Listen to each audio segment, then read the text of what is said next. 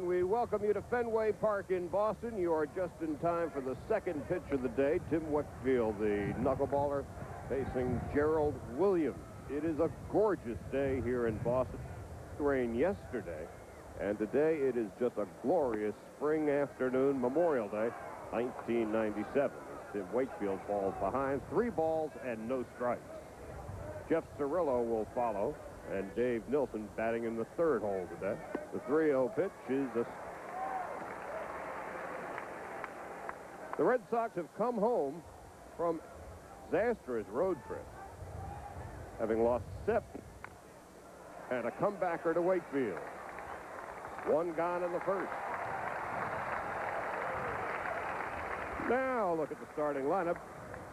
Gerald Williams, who just bounced back to the box, followed by Jeff Cirillo hitting .296. Dave Nilsson, the Australian, batting third. John Jaha in the cleanup hole. He's the DH.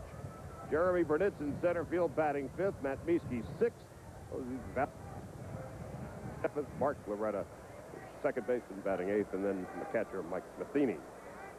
And here is Cirillo hitting .296. He had 4 hits and 4 RBIs yesterday in Chicago, and he takes them to the knees.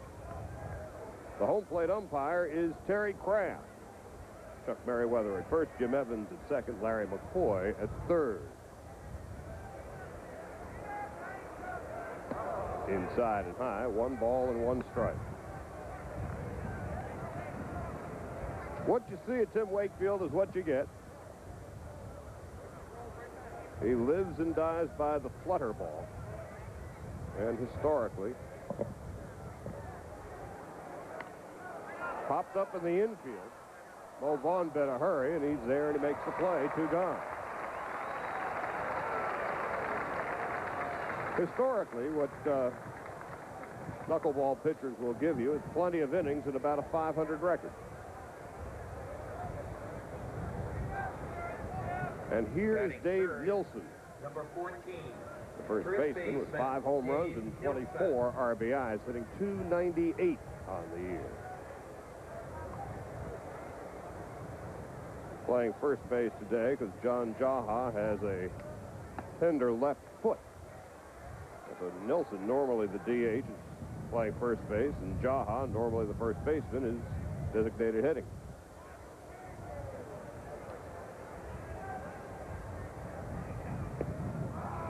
Nothing in 2.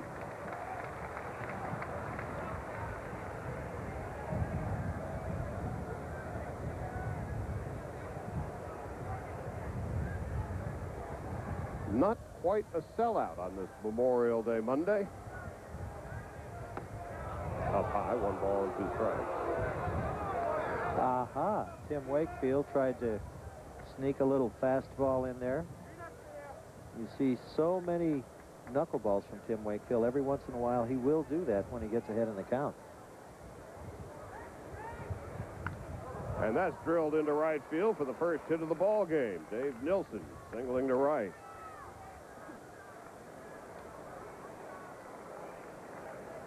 One thing to keep in mind about a knuckleball pitcher, most of the time, he's not sure where it's going. The catcher doesn't know.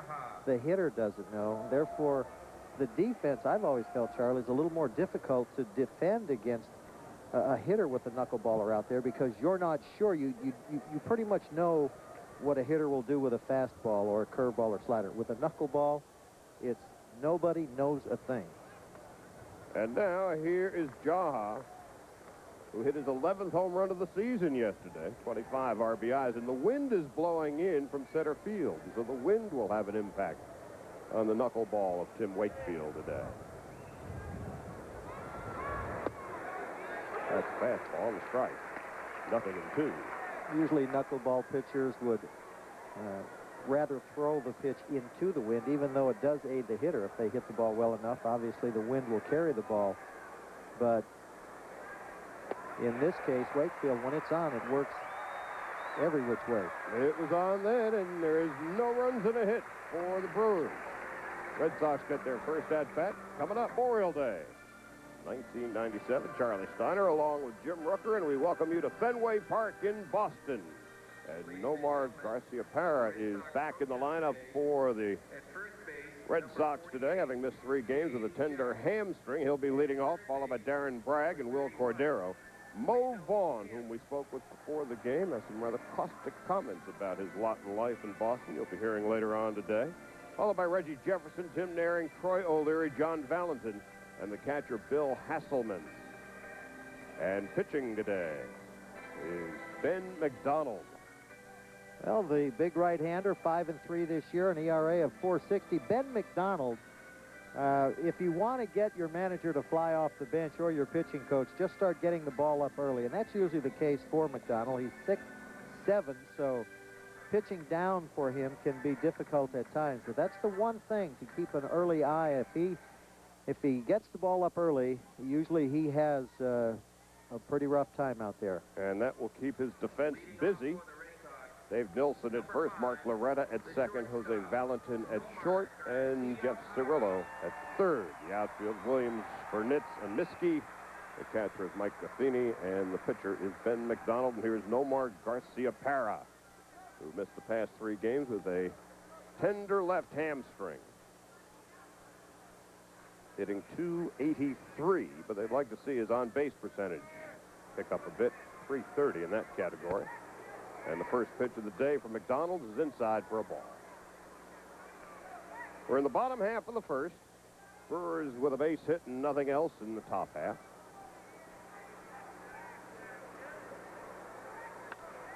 Grounded down the line. Neat backhand play by Cirillo. A fine play by Jeff Cirillo.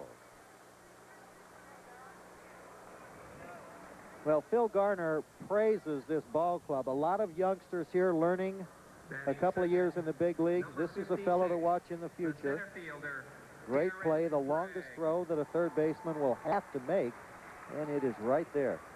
And he beat Garciaparra by 2.5 steps. Garciaparra still a little lame with the left hamstring being strained.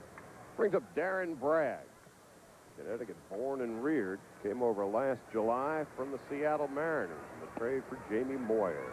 And he takes a ball. Bragg on the season, 5 home runs, 18 RBIs, hitting .323. And Jimmy Williams was saying before the game he has been his most consistent player over the past month, especially at a time when the Red Sox have had such a difficult time.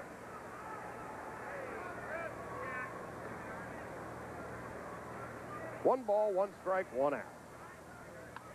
Foul back and out of play. It's 1-2. On the 2nd of May, the Red Sox had a record of 14-12.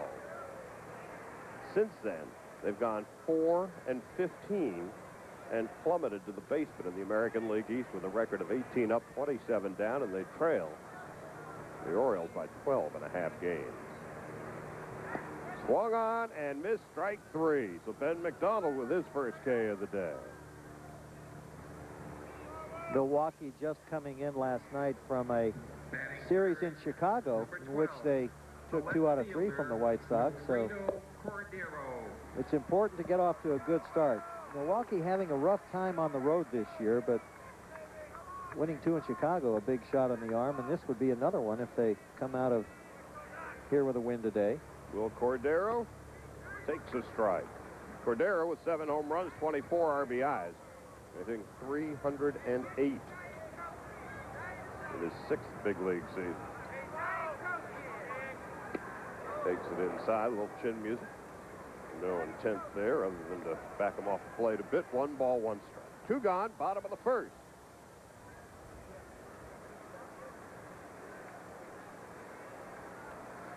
The 1-1. Up high, 2-1. Ben McDonald, the hard-throwing right-hander out of Louisiana. The 2-1. Swung on and missed, strike 2. 2 balls and 2 strikes. Cordero began his career as a second baseman, now plays left field here in Boston. Came over from the Expos last year in the deal for Real Cormier. Cormier is gone for the year with elbow surgery. Foul tips, he's still alive.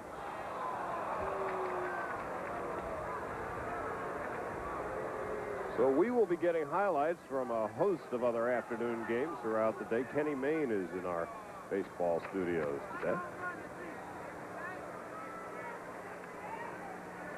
2 balls, 2 strikes, 2 outs, bottom of the first, no score.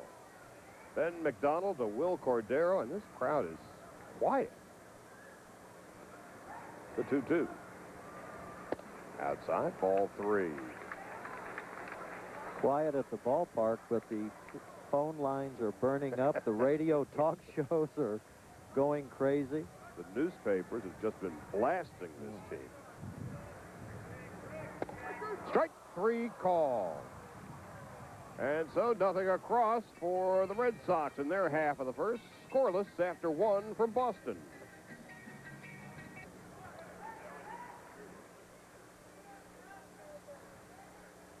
We are back here at Fenway Park in Boston in the top half of the second inning. Neither team able to do much of anything in the first. A base hit from Milwaukee in their half, and Red Sox went down 1-2-3. Jeremy Burnitz, Matt Miske, and Jose Valentin do up here in the top half of the second. Burnitz, with 4 home runs, 14 RBIs, hitting .305, and he takes a strike. Burnitz came up in the Met organization, went to Cleveland, found a home here in Milwaukee, and he takes a strike. It's 0-2. So Wakefield's getting ahead of the hitters. Very important, obviously, for any pitcher, more important for a knuckleballer. Burnitz has a chance at first base. Here's a throw. Beat it.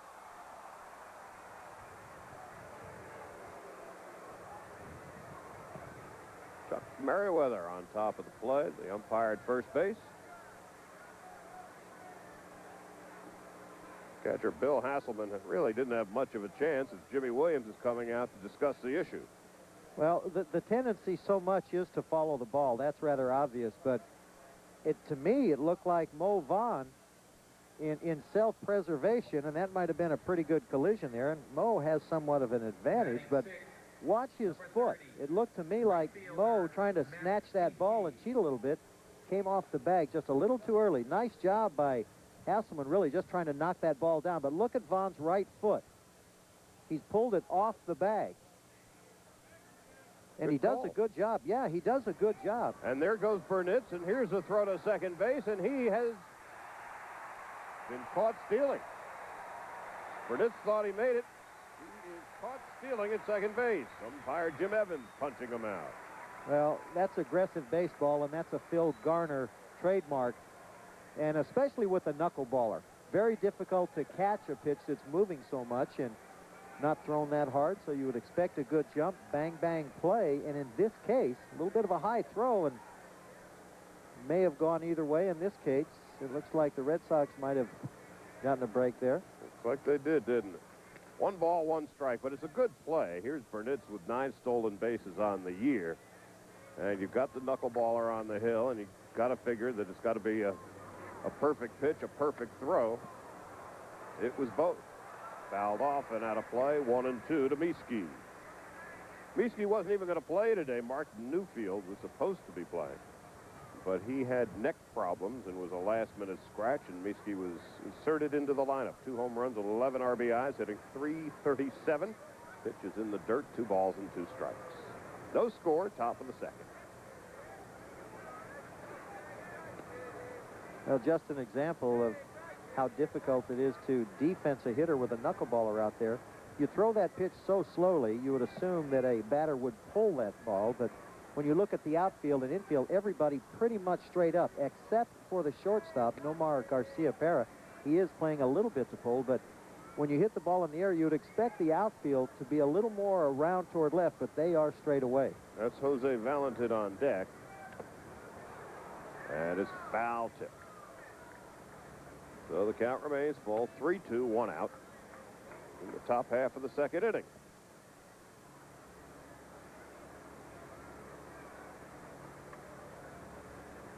Matt Miske. Swung on and missed strike 3. He was bedazzled by the knuckler. 2 gone. And that is the third strikeout in a row for Wakefield. Bedazzled Bigora in Boston. Bye-bye. Next. That's right. Here's Jose Valentin. He's back.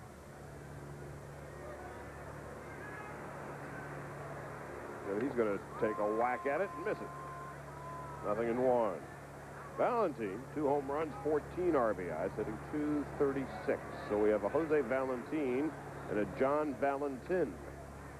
And they are not related. Happy Valentine's Day. Outside, 1 ball, 1 strike.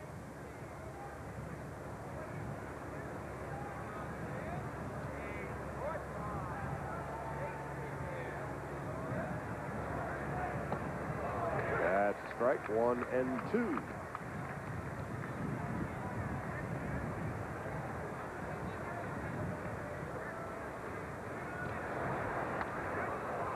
Down the right field line, curving foul. Valentin's got very good speed. Last year, he grounded into just 4 double plays. The wind is blowing in from center field and around toward right. But it's just a lovely, perfect spring afternoon. Foul back and out of play. Count holds full. I beg your pardon. 1 and 2.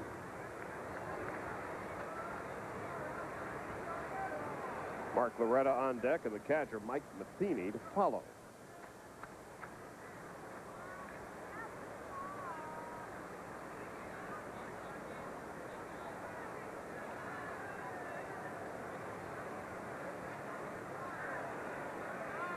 One ball, 2 strikes as Wakefield takes the sign, and here's the pitch outside. It's not exactly a complicated give and take on signs with Tim Wakefield involved. There are a lot of catchers when it overweight on this pitch. Strike 3, the inning is over. So, that is the 4th straight strikeout for Wakefield. We are scoreless after an inning and a half.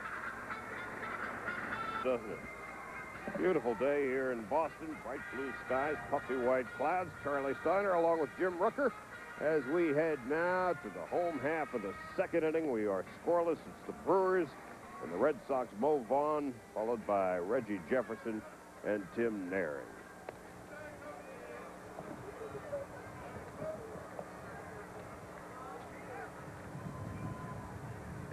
So the Boston Red Sox find themselves this afternoon dead last in the American League East with a record of 18 up and 27 down. They've lost 7 of their last 10. It was a long road trip. In the American League Central, meanwhile, the Cleveland Indians have a 2-game lead over the Milwaukee Brewers. The big shot Indians with the big payroll, and they're the little market Brewers hanging tough. Brewers last year were 2 games over 500 at 84 and rather 82 and 80.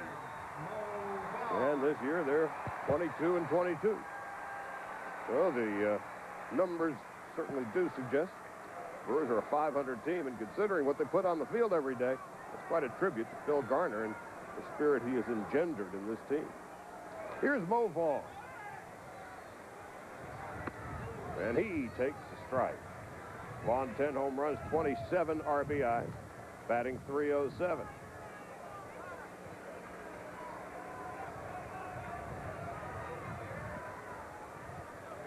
That's drilled into right field, and that's going to be a base hit. It's going to go into the corner. Vaughn is going to take a turn at first and hang there. So Mo Vaughn leads off the 2nd inning with a solid single into the right field corner.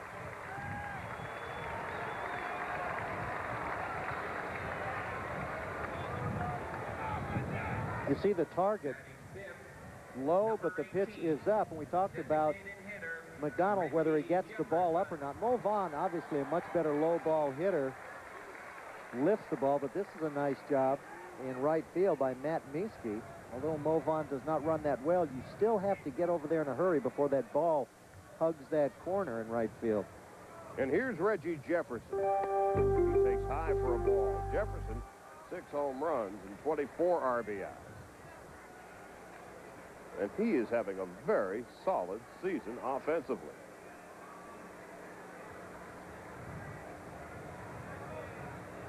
Vaughn leading off first base with nobody out in the bottom half of the second, still scoreless. And McDonald's pitch is a strike.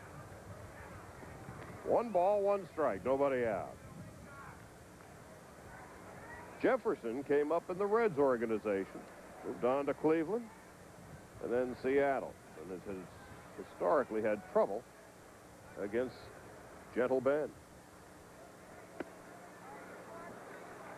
2 balls and a strike. Ben McDonald came out of LSU, and they thought he was going to be the real deal, a real phenom, but he never really has lived up to those expectations. The College World Series hero. Vaughn with the lead, and a fly ball to left field is deep. Playable in front of the warning track now. Gerald Williams makes the play. So the wind blew that one back, and it's 1 out. Well, anytime a ball is hit in the air, especially to left field, the fans get a little bit of a charge. And getting back to Ben McDonald, has had some problems with the shoulder. And in fact, I think an interesting situation. McDonald ends up in Milwaukee, signs as a free agent with a player option, Charlie. That's kind of a situation I'm sure every player in the game would like to have. It's his option as opposed to the club's. So he is signed through the end of this year. And then at the end of the year, it's up to him as to whether or not he wants to come back. Here's Tim Naring. 1 out. Strike 1. Tim Naring, the subject of some Roger Clemens comments on the Sunday night conversation last night, saying that General Manager Dan Duquette had some unkind things to say about him in private talks with Clemens. And I will tell you this, Dan Duquette is a man under the gun in this town. Sports talk shows and the newspaper columns have just been ripping him from stem to stern. Of course, when the team is 9 games under 500, Naring is on a roll of late. So we are going to be talking with Dan Duquette in the 3rd inning. Give him a chance to kind of defend himself because he has really been taking a pounding. Clemens went after him again yesterday. And then, of course, there was the story that came out this week that in the no-trade clauses that David Justice and Marquise Grissom signed with Cleveland, the only team they would not be traded to, the Red Sox. That's a strike. 2 balls and 2 strikes. 1 out in the bottom of the second. We are scoreless. The hard-throwing Ben McDonald. I always wonder what purpose that serves to make something like that public, a list of where you will or won't go. Kind of an interesting scenario. That's called strike 3. So Naring is caught with bat on his shoulder and 2 gone. 3 early strikeouts for Ben McDonald. In talking with Don Rowe, he's the pitching coach for Milwaukee. You mentioned McDonald getting the ball down, one thing, but the most important pitch of what he throws is the curveball. If he hangs the curveball, especially in this ballpark, you know you're in trouble, but him getting the ball down. McDonald throwing strikes and establishing the fact that he can do just that makes his fastball a little better, and then later in the game, he'll use a splitter. Here's Troy O'Leary. That's a hummer high and in. When you can throw as hard as a Ben McDonald, you can at times make mistakes with the fastball when it's up. It's not too often you can do it with breaking pitches. Vaughn, who's single to right, leading off first with 2 gone in the bottom of the second, and O'Leary swings and misses. O'Leary came up in the Milwaukee organization, played just 46 games for them over the course of a couple of seasons. Red Sox then picked him up on waivers, and he has been a productive citizen here at Fenway Park. 4 home runs, 15 RBIs. 1-1, 2 out, bottom of the second. They're really giving Mo Vaughn an awful lot of latitude at first base. Dave Nilsson is playing behind Vaughn and then will back off when McDonald comes to the stretch. So Vaughn doesn't run that well. He does have a stolen base this year. Dave Nilsson's practically playing short right field. 1-1. Now it's ball 2. One thing that does help the defense, Matheny is a good throwing catcher, so if Vaughn decides to take the chance, a little bit of a challenge. Now you'll see Nilsson standing behind Vaughn, and then as McDonald comes to the stretch, you'll see Nilsson start backing off, and he goes all the way back. Vaughn should stretch his lead out a little There bit. he goes. And he's going to steal second base. It was not the most graceful slide of the 20th century.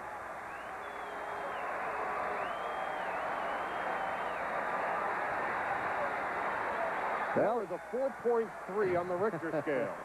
And going in like an 18-wheeler. Look at this. Mo Vaughn, you can see he doesn't do it very often, and a little bit of a shoulder shiv on second base. Oh. Well, practice.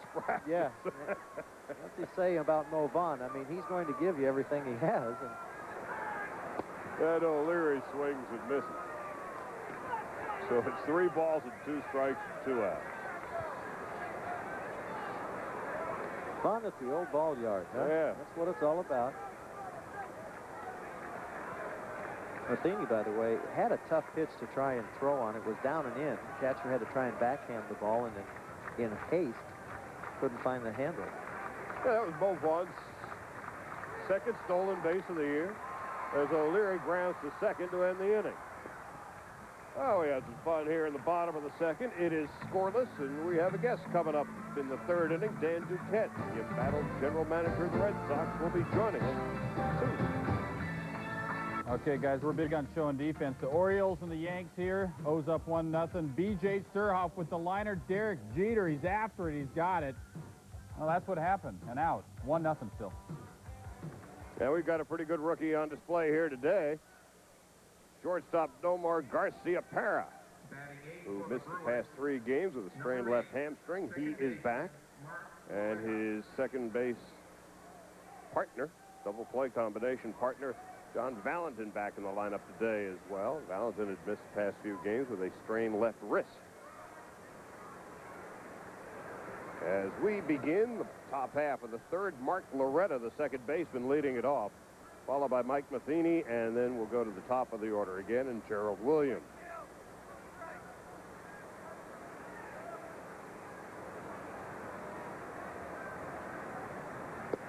Loretta takes a strike. 1 ball, 1 strike. Loretta occupying time at second base these days as Fernando Vina rehabs a broken ankle. They hope to have him back after the All-Star break. And Loretta, more than just occupying space, singles into right field to lead off the third inning. Loretta will lift his .243 batting average a few points. Well, Charlie, the best way to hit a knuckleball, if it's possible, wait, and then wait a little while longer and try to hit it up the middle or the other way. Doesn't guarantee success, but it increases your percentages. Brings up Mike Matheny in his .242 batting average, and he takes high and away for a ball.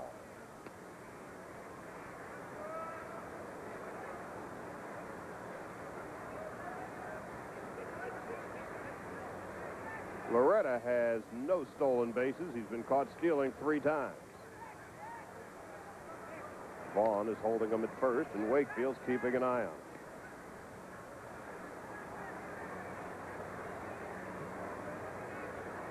Scrap iron. Hard to believe he's in his 6th year already managing in Milwaukee. Down low.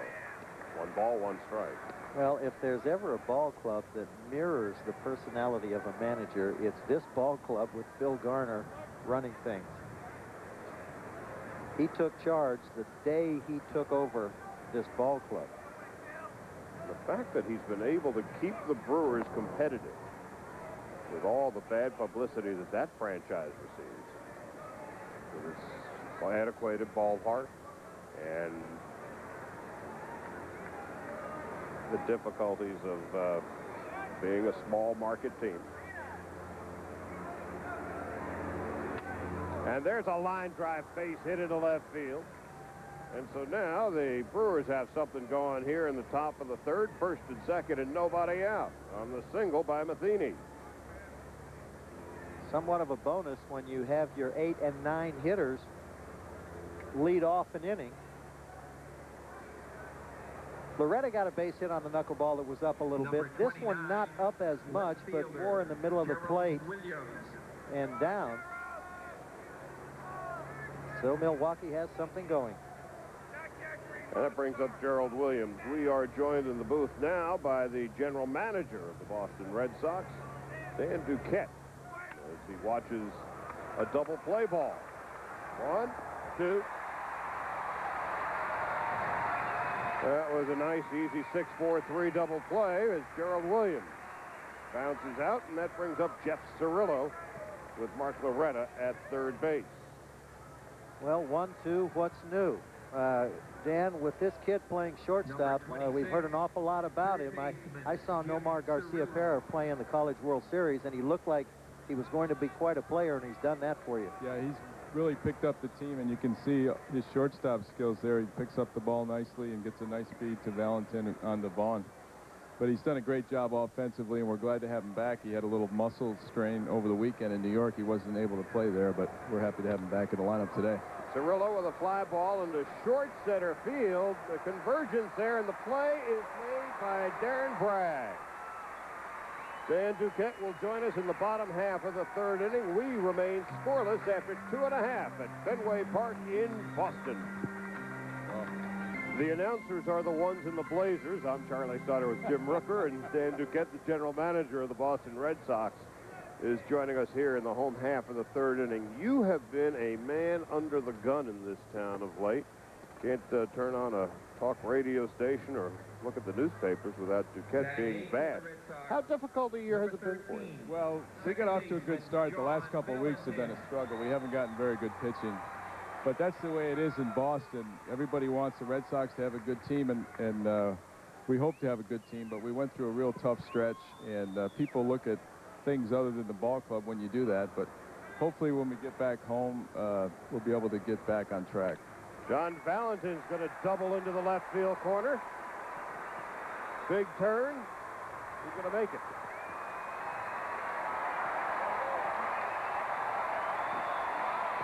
So let me get this straight. You walk into the booth, you get a 6-4-3 double play, and your leadoff hitter now doubles in the bottom half of the third. I'd like to stay for a little while if you'll have me, Charlie. Well, if you ever look for a shot on the arm, Dan, I would say that having Valentin back is something your ball club really needs. That's right. We need John to contribute offensively. He's made a nice adjustment defensively to second base. And he and Garcia-Parra work real well together. But we need his bat. That's his big tool, and we need him to hit to help us score some runs. It had to be maybe not so much a difficult decision, but a touchy situation. Everybody read about the move to Valentin at second, Garcia-Parra coming in. Two different mentalities or approaches there, but it seems the transition is finally working. Yeah, it seemed to work out pretty good, and John Valentin had worked real hard to make himself into a professional shortstop. And the kid, Nomar, is a natural shortstop. He's got all the ability to be a great defensive shortstop. And we just thought our best ball club was to have Nomar at short and John at second, because we could utilize Nomar's range in shortstop and also have John's bat in the lineup and have his arm there on the double play. To 0-2 to Bill Hasselman. In the dirt, 1 ball and 2 strikes. Last night, I'm not sure if you watched SportsCenter or not, Roger Clemens delivered you a high hard one yesterday. I didn't see it, but I've heard about it from a couple of people. What is your reaction? He more than inferred that the reason he's gone is because you're here. Well, I don't know. We wanted Roger to stay with the club, and he had an opportunity to stay with us. Swung on a missed strike 3. He made a choice to go to Toronto for whatever his reasons. But in regards to Tim Naring, we're really happy that Tim decided to sign and commit to the Red Sox. And he's one of our team leaders.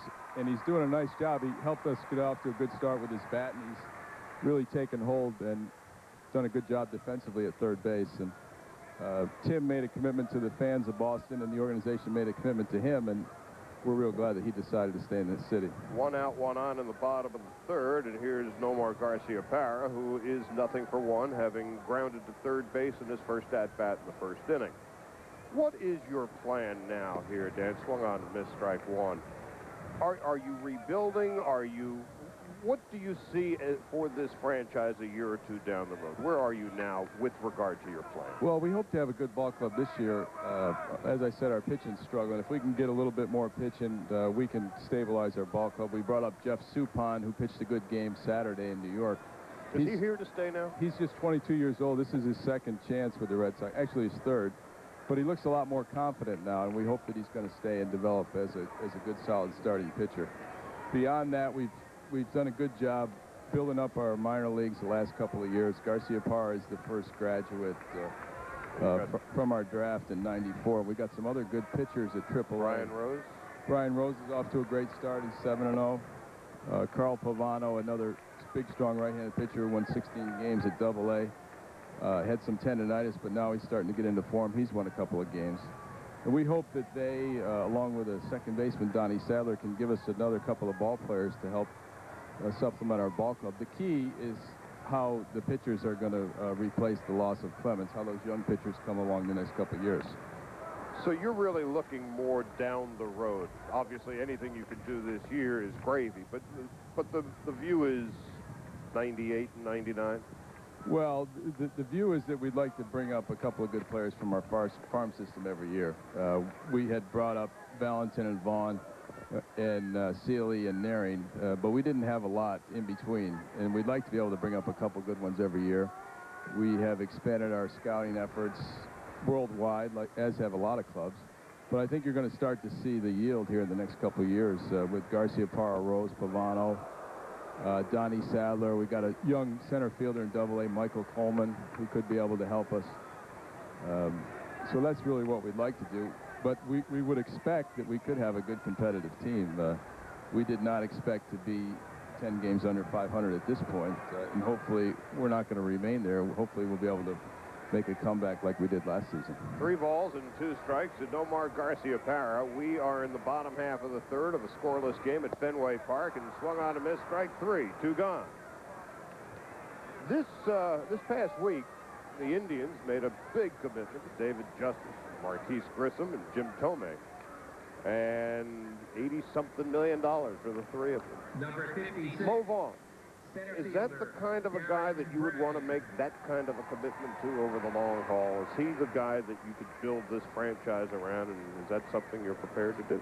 Well, we did a deal with Mo last year where he signed for 3 years with the club, and Reggie Jefferson did a multi-year contract this past offseason, and Tim Naring did a multi-year contract with us. And those are the kind of guys that are real good on the ball club, and they're good in the community. And those are the kind of players that we'd like to have stay with us for a period of time. Traditionally, we haven't negotiated or extended contracts during the season. That's been the team's policy, and we're going to stick with that. But those other issues like Mo's contract in the offseason, or Will Cordero will be a free agent after the '98 season. Those are issues that we can address in the offseason, and the real good players, we'd like them to stay with us. And Vaughn being one of them. Oh, Vaughn's been a key performer for our ball club I think he's been our MVP for the last 3 years. It's interesting, though, what John Hart has done in Cleveland in revolutionizing front offices and making these kinds of big commitments for long periods of time and keeping the nucleus of his franchise in some sense of stability. And there's a ground ball to second base, and that is going to end the inning. No runs and a hit, no runner left on board. We'll be back in the top half of the 4th inning in just a moment. The 3, 4, 5 hitters will start it off for the Brewers in the top half of the 4th. Nilsson, Jaha, and Burnitz. Charlie Steiner along with Jim Rucker and the general manager of the Boston Red Sox, Dan Duquette. birthday today, as he reminds us of his first annual 39th. So happy birthday, Dave. Thank you, Charlie. We were talking just before the end of the inning about how John Hart has really revolutionized the way front offices in Major League Baseball have gone about and done their business by making these long-term deals at what appear to be, at this point, extravagant prices, but down the road they may not be. What is your sense of the way he's doing business, and how will that impact on the way you guys do it? Well, every team's different, and I think Cleveland did a wonderful job. They built their ball club going into their new ballpark, and they built up their minor league system first, and they overcame a lot of poor expectations for their ball club by gearing their team by gearing their franchise to have a good team when they went into their new stadium, and they've done that very effectively. Now, they've also been able to sell out their new stadium so that they have all the tickets pre-sold, which is a terrific position to be in, and they've created that themselves. And that type of position of economic certainty allows them to make these commitments on a long-term basis. Is that something you can do here? Well, I don't know if the timing is right for this franchise here to be operating the way that they operate in Cleveland or, for example, Atlanta. We would like to get a new ballpark. That's one of our issues that'd be very important for this franchise. Just about. But we're not at the stage where we have a plan in place with a site, as well as Do you even have a timetable? Well, we have a timetable, and that we'd like to address it as soon as the city is willing to turn their attention to us, and they've indicated that once they get their convention center, they will. But the point I'm trying to make is that Atlanta and Cleveland both have these new ballparks. When you have a new ballpark, that gives your organization a real strong economic boost, and that people want to come out and see it. And it allows you to make these type of long-term commitments. Both Cleveland and Atlanta spent a long period of time building up the inventory of their farm system before they went into their new stadiums. Ladies and gentlemen, your attention. It also predated their strong financial commitments to their players. And this franchise is not at that point in the development of the team that those two teams are at. You know, it's interesting just how baseball has evolved as Nilsson with the walk, and now here's Mark Newfield batting for John Jaha. Right. Newfield was a late scratch, and Jaha, who has been hobbling with a bad foot, is out of the game, and Mark Newfield is in. Newfield hitting .241. So Newfield will be the DH. He was initially going to be the left fielder today. Dan, let's go just for a second. As you're speaking about the future, the draft is coming up. That, to me, is always a very exciting time of the year. How are you, your organization, setting up for that now, and how comfortable do you feel about it? Wayne Britton's got his scouts in downstairs. Actually, he's got a conference call at 2 o'clock to go over some of the issues for the draft. But we've been drafting some high school kids that have done real well the last couple of years, and we'll probably continue on that. This year's draft is interesting in that there's 21 sandwich picks at the end of the first round because of the free agent signings and some of the kids last year in the first round that were allowed to sign with other clubs. So that really changes the whole format of the draft when you have 21 picks between the first and second round. You know, the second round is really the third round, and so on down the line. Third round's really the fourth round. Newfield swings and misses. You also have the expansion draft at the end of the year. So you're juggling a lot of balls out there, now trying to figure out who you want to protect and who you're going to have to make expendable.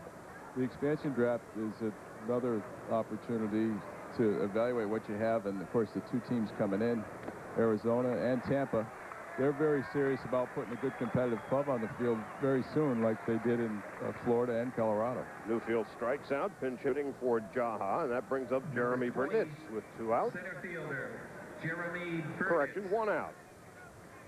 Nilsson with the walk, and now Newfield having struck out. That brings up Burnitz, who got on board in the first inning after striking out on a pass ball. Hasselman couldn't handle the flutter ball, and Wakefield pitches inside. So one of the interesting things about the baseball draft as compared with, say, basketball or football, where you have some degree of certainty of what kind of player you're going to get. You know, an All-American basketball player in a lottery pick more than likely is going to be a star. You don't have that certainty in the amateur baseball draft. And then you also, when you're one of the lower-ranked teams picking high, are expected to fork over all this money on this uncertain product. Give us a sense of the difficulty of having to do business on that level. Well, there's a little bit more risk with the baseball players.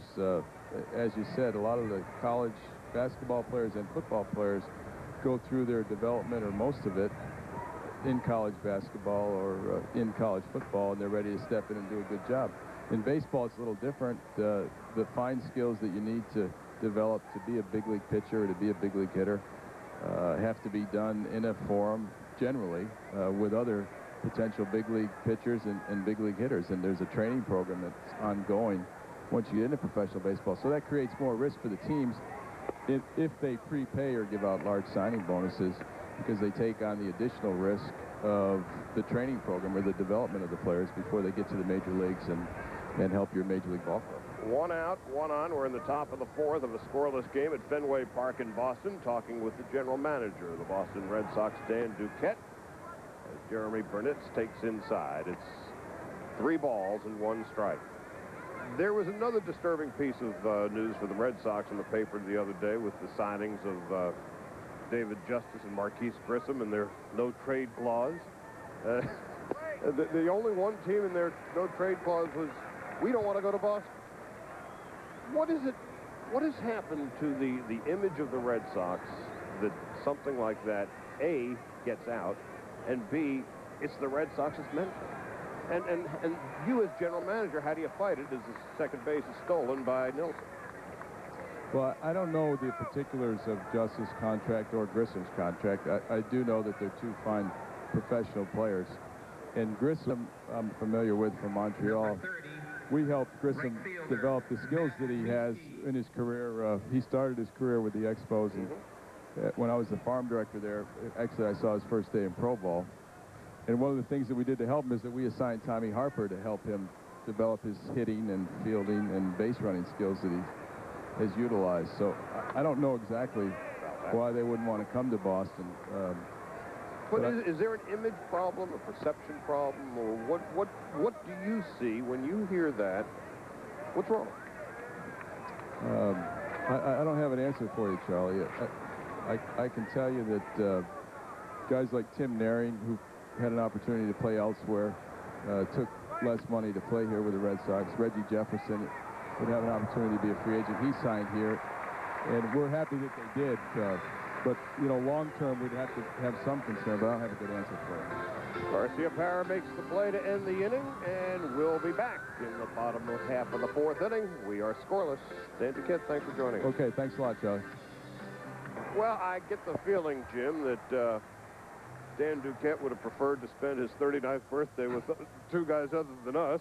Hey, listen, I know it's barbecue day, but was he on the grill up here? Well, you know, those are questions that he obviously has to answer. Will Cordero takes outside corner for a strike. Hey, Charlie, I think it's a better idea in a situation like that where a general manager, whatever, where you can get them on personally like that and get it direct from them, so there's nothing left or lost in the translation. Nothing in 2.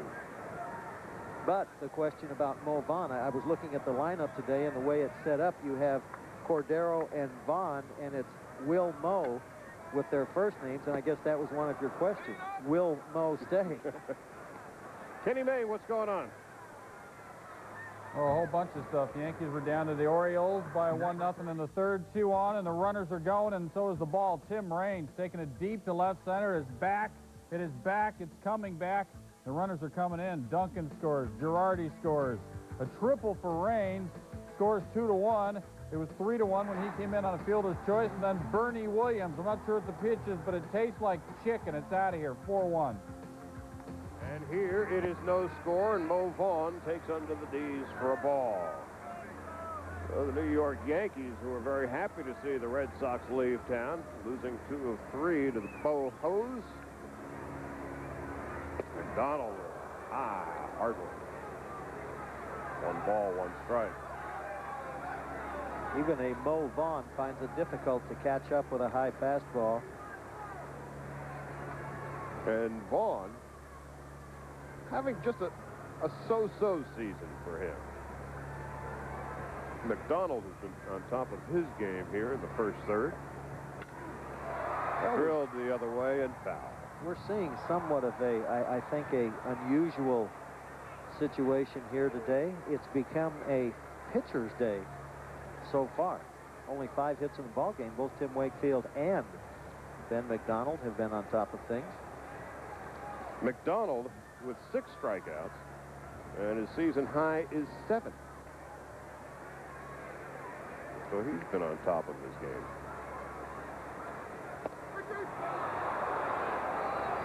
And that is his 7th strikeout of the afternoon. And that equals his season high. Well, everything seems to be working. Control very important. You get ahead of the hitter, and when you throw that type of pitch, if the spin is tight enough, difficult for the hitter to pick it up, not knowing what the ball might do. And Mo Vaughn just looked at it. And look at this. Somebody's not. Wendell Kim, the third base coach of the Boston Red Sox, has much too much spare time on his hands. Between innings, he leaves messages for his compatriot from Milwaukee, Chris Bando. And now he's doing some free advertising.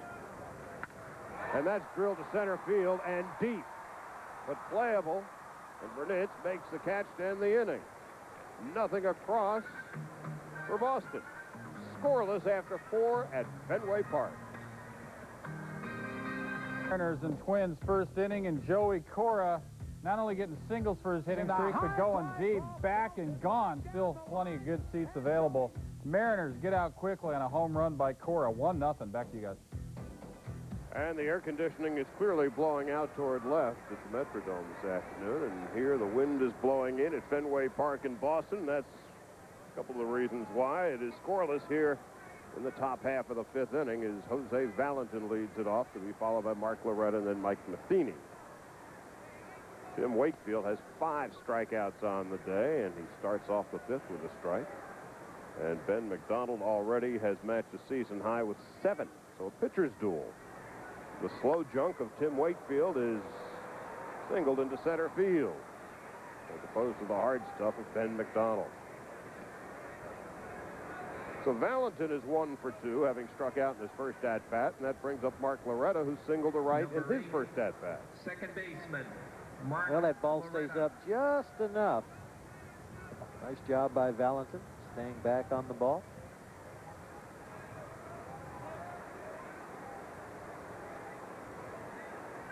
Valentin is now 5 for 12 on this road trip.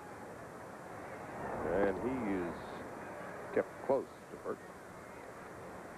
You hear a term in baseball an awful lot. Hit the ball where it's pitched. Usually that coincides with a hit and run, but if it is ever a time or a point to be made in facing a knuckleballer, it's hit the ball where it's pitched.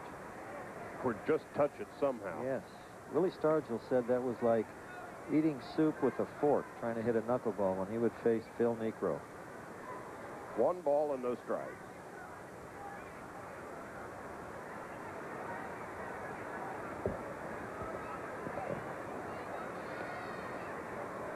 Valentin with the leadoff hurt. Well, we saw early in the ball game Milwaukee trying to run early. Caught stealing Jeremy Burnitz, and Phil Garner getting a leadoff single, seeing that not much is happening, so you may see some type of movement in the bottom of the order. There goes Valentin. Here's the throw to second base, and Valentin's got his 2nd stolen base of the season. You get the feeling it's going to happen. It's just when. The last time Burnitz ran on the first pitch, so Tim Wakefield spending a little more time with the base runner. In this case, Valentin gets a good jump, and not a good throw by Bill Hasselman. I doubt that a good throw would have made any difference. Too good a jump by the Valentin. So Loretta now at 1 ball and 1 strike. Bounces the other way, and he gets his job done. Advancing the runner to third, there's 1 out. Wednesday night, our doubleheader, the Yankees and the Blue Jays. Followed by the Indians and the White Sox. Wayne Stassen, Joe McGrain will do the opener, and Bob Carpenter and Kevin Kennedy will do the closer on Wednesday night doubleheader. This Wednesday night. So Loretta gets the job done by advancing the runner to third with one out, and this is the furthest either team has had a runner across the way. Meanwhile, the infield is in for a play at the plate with one out.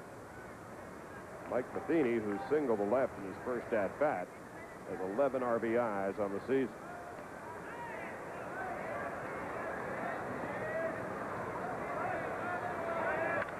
That's drilled to left field. It is deep, and it is gone. A home run from Mike Matheny, his second of the season, and the Brewers take an early 2-0 lead.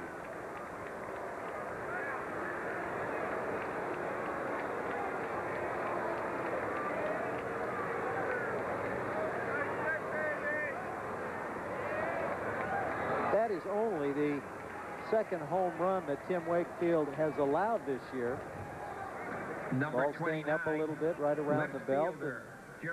It's not that you try to pull the knuckleball, but if you can stay back long enough, you'll find yourself getting it out in front.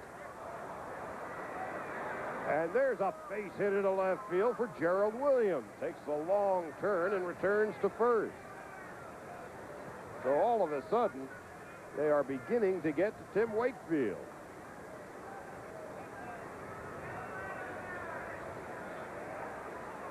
And there is conference on the pitcher's mound.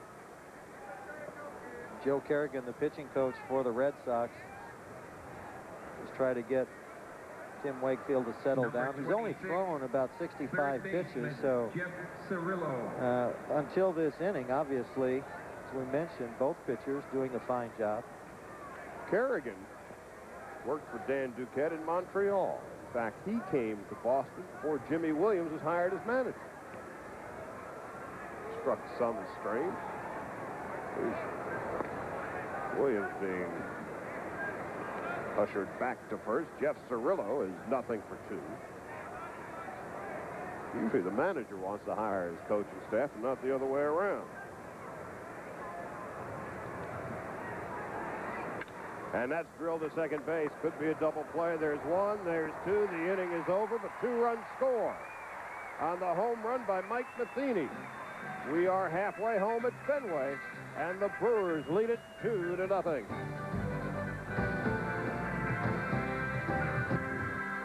Two nothing Brewers as we head to the bottom half of the fifth inning at Fenway Park in Boston. I'm Charlie Steiner along with Jim Rooker.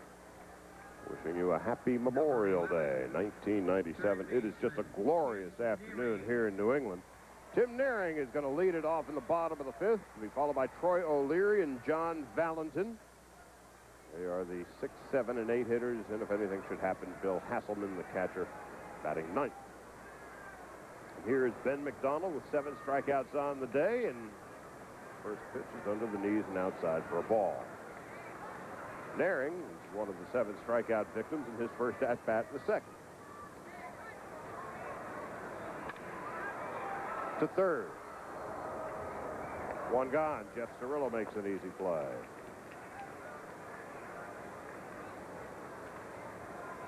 One of the things that might go overlooked in this ball game, and it's such a routine play, Charlie, is Mike Loretta in the top of this inning with a runner at second, nobody out. He hits the ball to the right side, gets the runner to third. So for Matheny to hit the 2-run homer, and it's not, again, that you're up there to hit the home run, batting with one out and a man at third base simply makes it easier for the hitter to concentrate. His job really is to try to find a pitch that he can hit hard enough in the air. He's actually thinking more of a sacrifice fly and ends up and hits a home run. So even though he will get the credit, obviously, for the big blow and more attention, it's that little thing, just a little thing that you hear about intangibles that the guy does before that. Mark Loretta, simple little ground ball, helps set up a 2-run homer. That's Phil Garner baseball.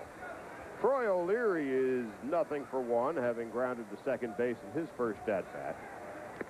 Swinging and missing, strike 3. So that is the 8th strikeout of the day for Ben McDonald. Well, there's no question that a pitching performance like this, like Ben McDonald is showing today, picks up the whole pitching staff. And he is their ace. He's the horse. He averages just over 6 innings per start. And in today's scheme of baseball, that's pretty good. And just continues to roll on in this ball game. Missing outside for a ball. Valentin doubled in his first at-bat. That was the 76th pitch thrown by Ben McDonald. Grounded to third. Cirillo has an easy play. Throws bid high. The inning is over. Nothing across for the Red Sox. And Boston has but 2 hits through 5 innings. Gamer. He's come to play in pain today, huh?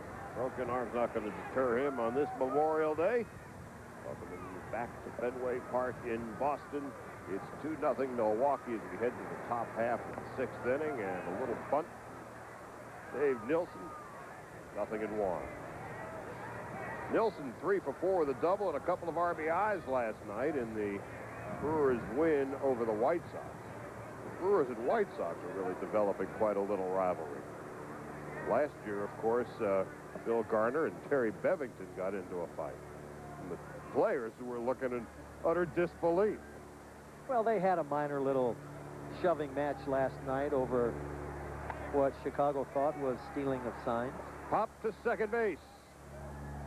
Valentin makes the play, and there are highlights going on around Major League Baseball this Memorial Day. What you got, Kenny? Charlotte, Seattle up 1-0 on a Cora home run. Now 2 on for Edgar Martinez. Quadrangular. 6th home run of the year. In fact, this thing's a 3-run home run. Scott Aldred getting torched 4-0 in the first. And here it's 2-0 in the top of the 6th. Mark Newfield, who was supposed to start in the outfield today. He was a last-minute scratch because of a sore neck. And so then he comes in to replace John Jaha, who had a strained shoulder. So Newfield, who was going to start as the outfielder in left, is now the DH. And he is 0 for 1. Jaha was 0 for 1. Each of them struck out. And Newfield takes inside for a ball. 2 balls and a strike.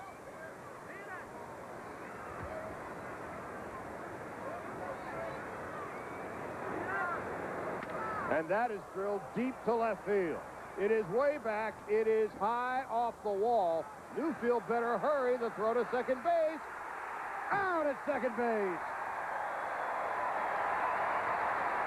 Darren Bragg with a great throw. We have seen some fine defensive plays in this ball game. Darren Bragg came in and robbed Jeff Cirillo of a base hit in the 3rd inning. Center fielder. The ball high off the wall, and look at Bragg in perfect position, catches it, 1 quick step, and fires a strike to second base. Great job. And so now 2 out and nobody on, and here's Jeremy Burnitz. Burnitz is 0 for 2. Jimmy Williams saying before the game that Darren Bragg may be his most consistent player throughout this season. Which is bad news for Shane Mack. Boy, I tell you what. That's another story. Shane Mack played the last 2 years in Japan for the Yomiuri Giants and thought he was going to make a big comeback here in Boston. Inside for a ball. So he signs for $1.85 million.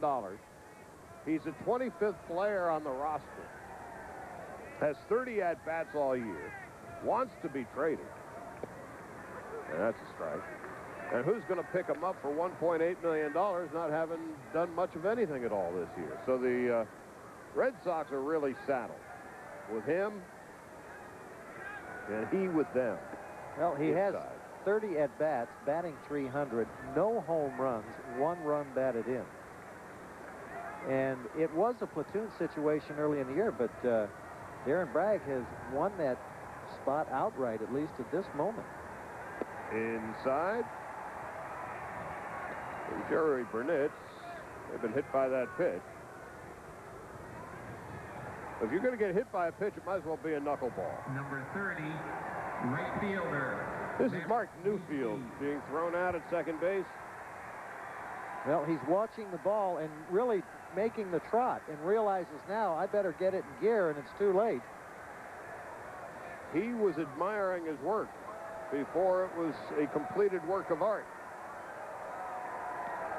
And they try to keep Burnett close. It's 2 out here in the 6th inning, 2-0 Milwaukee.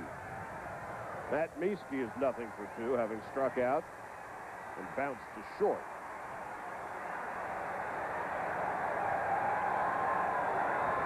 Mieske is one of these Milwaukee guys you never hear much about, but he's a pretty good player. Hitting .337 this year. 2 home runs, 11 RBI. Lost 7 points on his average, going 0 for 2 so far today.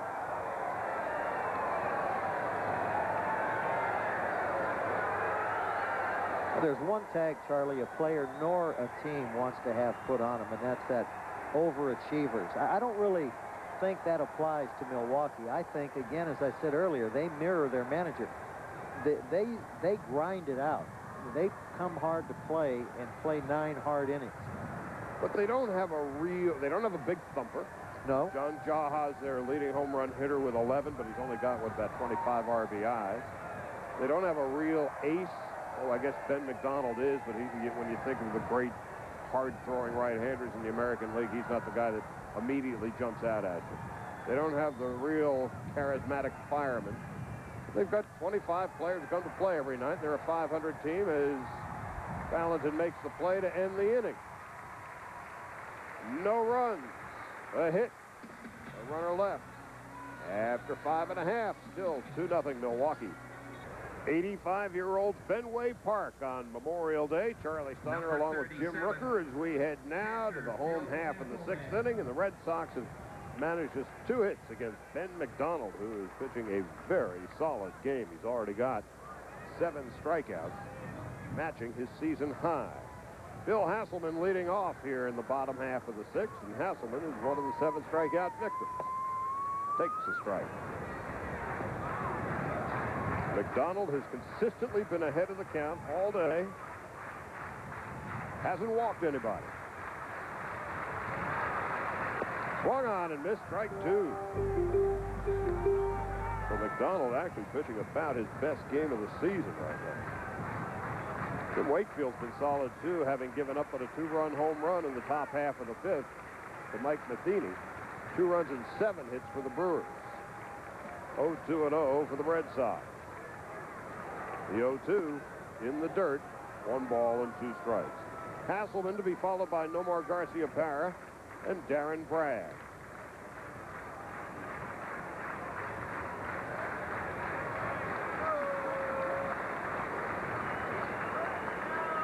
So McDonald on the verge of giving the Milwaukee Brewers a quality start.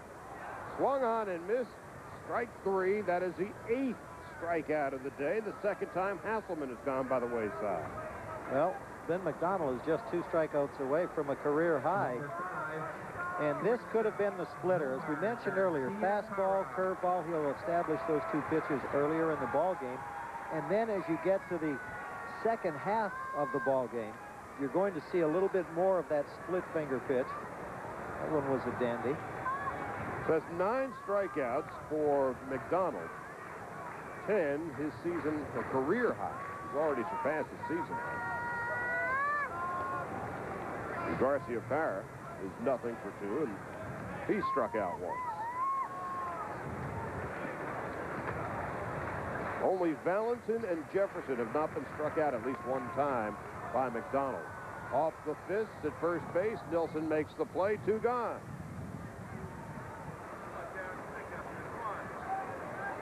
So Garciaparra fouls out. Number 56. An impressive line for Ben McDonald. In this ballpark, too, Charlie, it is always big time important. 0 walks. It always helps when you have a low hit ball game, obviously, few strikeouts, but if you can keep those walks at a minimum, that's another bonus. Darren Bragg takes a strike. Bragg struck out in his first at-bat and made the great throw in the top half of the inning, nailing Mark Newfield at second base. Played the wall like a highlight player. One hop and turned around and made a perfect throw to second.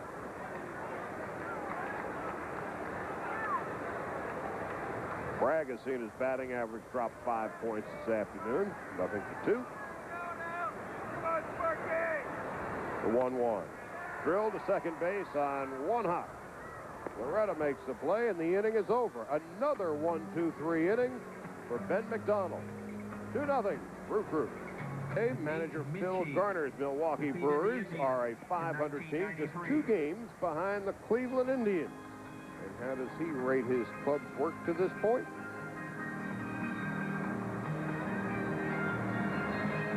Inconsistent ball, but we've managed to stay in the hunt. That's because nobody's run away with our division, and the fact that we've somehow managed to get through some games that we haven't played our best baseball. So I think if we can manage to continue doing this until we get Fernando Vina back and until we get a couple of our players on track, guys like Mark Newfield, who we think is going to be a pretty good offensive player, Mike Fetters, who we'd lost the early part of the season due to a hamstring injury. When we get those kind of guys doing well, I think our ball club can play some really good baseball, and at that point we would hope we're still in this race in the thick of things, and we can take right off and get in the pennant race. So Phil Garner's club leading 2-0 as we begin the top half of the 7th inning with Jose Valentin, Mark Loretta, and Mike Matheny. 7, 8, and 9 hitters. Ouch. And Valentin gets plunked. Now, Charlie, you said earlier, if you're going to get hit, why not get hit by a knuckleballer? But when you're hit that solid, it's a little bit different. It almost seems like your body absorbs a little more of the baseball. Glancing blow, not too bad, but I think that one caught him pretty solid. Turns around and gets it right in the wallet. Well, if I'm going to get plunked, I'll get plunked by Wakefield long before I'll get plunked by McDonald. There you go. And so Valentin, who stole a base, is second of the season in the 5th inning. Well, you can bet that's the reason why Tim Wakefield will probably continue to throw over to first base, cut the lead down if they can. Pretty good lead for Valentin. Pitch out. Just as effective. Now you get both sides thinking, will they pitch out again?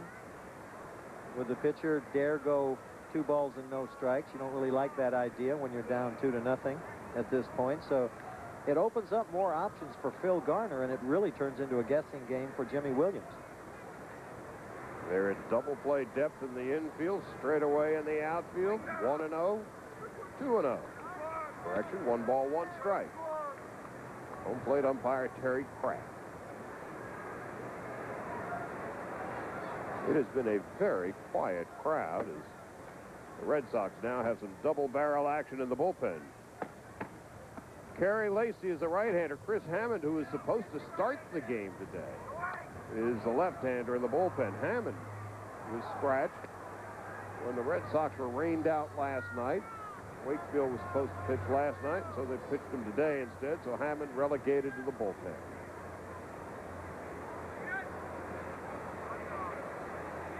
One ball, 2 strikes, nobody out in the top half of the 7th inning. 2-0 Brewers. Valentin scampers back.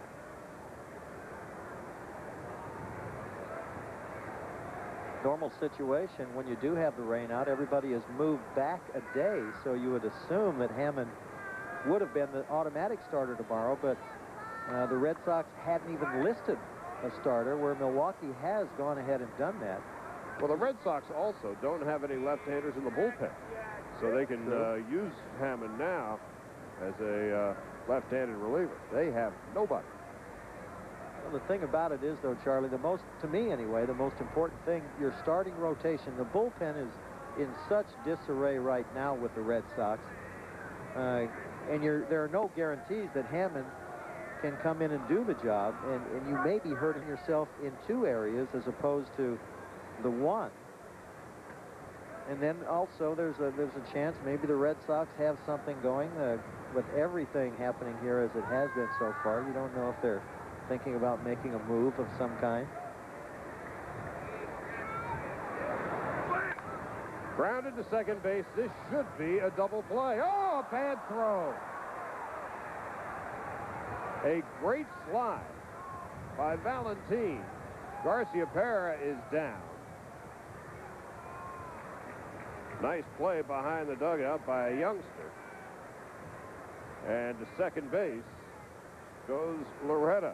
I think John Valentin is the guy that really got hurt and got in the way on this play.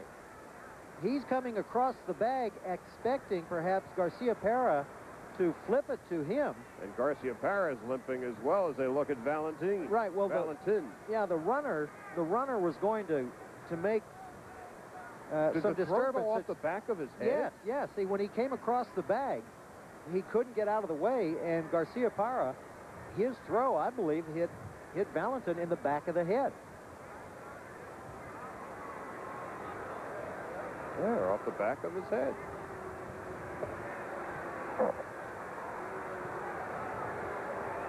Now watch him as he comes across the bag. This probably would have been a double play. Garciaparra thinks he can take it by himself. There's Valentin already there. Oh! Garciaparra with a little bit of a low bridge. Low bridge, that was a collision. Well, but watch here. See, he's trying to low bridge the runner and not really looking at his other infielder. Oh. Ouch. And here you see it again. Okay. See, Garciaparra really concentrating on the runner, assuming that he can make the play by himself, and most likely would have done that. There's a question here. An error on the shortstop, by the way. They're going to give Garciaparra an error, and actually that's the only thing you can do. He plunks his second baseman in the back of the noggin. Runner goes to second base because of the bad throw, or at least the errant throw off the head of Valentin. And it's an error.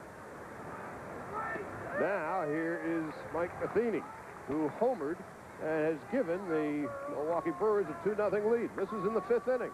Well, there's the knuckleball that was up just enough. Matheny able to ride it out of the ballpark. It is amazing to me that John Valentin is still in the game. Well, the one thing that Phil Garner told me years ago, Charlie, and this is something we just saw. He said, one thing you'll find out about baseball is nothing is ever for sure. And you're going to see plays along the way that you never have seen before. It's a knuckleball that just tails away from Matheny, not able to stay on the ball. But you're right. I mean, Garciaparra, he unloaded that ball. That wasn't a toss to first base. He unloaded it and hits his second baseman on the noggin. But I think, again, there's that transition from shortstop to second base. Valentin's still learning some things, and in this case, it cost him probably a knot on the head. And a runner at second base with 2 out. Williams is 1 for 3. A single, bounced into a double play, and bounced back to the box. It's 2-0 as Tim Wakefield has had a very solid outing. Well, he had inflammation of the elbow early in the year and is doing a nice job. Garciaparra, slick play to end the inning. No runs, no hits, an error, and a John Valentin headache. 2-0 Milwaukee. All right, we showed you good defense by Derek Jeter. Here he is at the bat. Charlie Hayes and Joe Girardi are on, and now they're coming in to score because Jeter with the single. 6-2 Yankees. Scott Erickson's getting lit up. Charlie and Jim, back to you. The Yankees are plenty happy to have the Red Sox out of town. Meanwhile, here in Boston, it is 2-0 Milwaukee on the Matheny home run. And we have a pitcher's duel between the hard-throwing Ben McDonald and the knuckleball-throwing Tim Wakefield. Neither of these teams have been blessed with great starting pitching this year. Milwaukee, coming into the game, had but 12 quality starts. In Boston, but 16. 16 out of 43. Milwaukee, 12 quality starts out of 41, and each getting a solid pitching performance today from their starters, affording their bullpens some much-needed rest. Well, we're in the bonus round right now, Charlie, with with these two guys going as well as they are. And as I said, going out of that last inning, Tim Wakefield, who started the season on the disabled list, a little bit of a setback, so he's starting to get a little bit more into the swing of things. Will Cordero leading off here in the bottom half of the 7th inning. We have had our take me out to the ball game 7th inning stretch here. And Cordero with a one-hopper to Cirillo. The Cirillo's had a very solid game at third base today. One gone. Well, you look at any pitcher that goes about it the way McDonald has this afternoon. Infielders love to play behind a fellow that throws strikes, put the ball in play, and they're always ready to make a play. They're not on their heels, so it's not so much that this is a terrific play, but if you're not concentrating, plays like this can turn into errors. And here's Mo Vaughn. Vaughn is 1 for 2, and if you're just joining us, he actually stole a base today. And he swings and misses. Nothing in 1. He singled in his first at-bat in the 2nd inning. They gave him plenty of room to steal. Wilson was playing practically in short right field. And then Mo took a head-first dive in the second base, and it was 4.3 on the Richter scale. Well, and you just saw a pitch that normally Mo Vaughn will ride out of the ballpark, and that's another thing I like about what I'm watching with Ben McDonald today, Charlie, is he is not changing any pattern to pitch in a specific ballpark. McDonald is going with his strength today. And he has retired 13 in a row. 14 in a row, his 10th strikeout. And that equals a career high. And I think that was a changeup. Look how far out in front Mo Vaughn is. Way out in front and over the top of this pitch. You don't see too many off-balance swings like that from Mo Vaughn, but part of the secret of pitching, getting the hitter off balance. McDonald does it. Here's Reggie Jefferson, who's nothing for 2. And he takes a stride. Jefferson slide to left and slide to center. We've seen his batting average tumble 7 points today. Up high, 1 ball, 1 strike. We're in the bottom half of the 7th inning, 2-0 Milwaukee. Ben McDonald, a 2-hitter. He struck out 10 and walked nobody.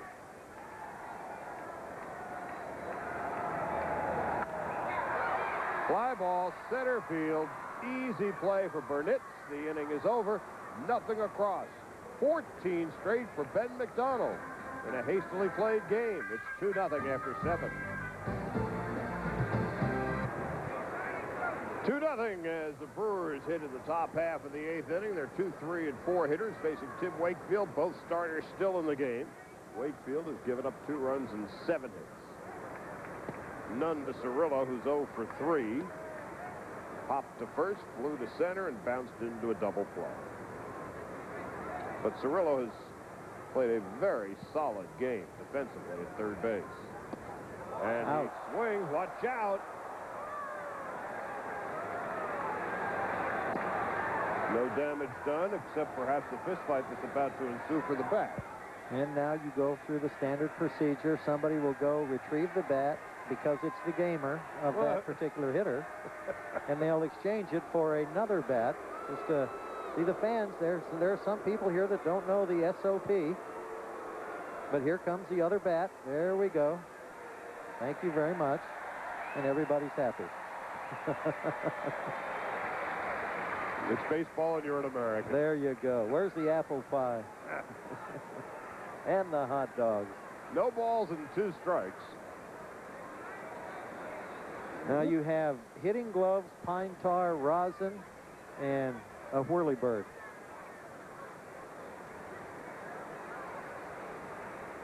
No balls and 2 strikes. And Cirillo pops it up. Mo Vaughn a step or 2 into foul territory. 1 out. So Cirillo is now 0 for 4. And that brings up Dave Nilsson.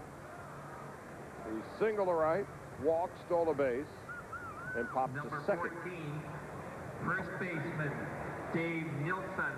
Tim Wakefield is quietly working on a hang in there because he's pitching a whale of a ball game.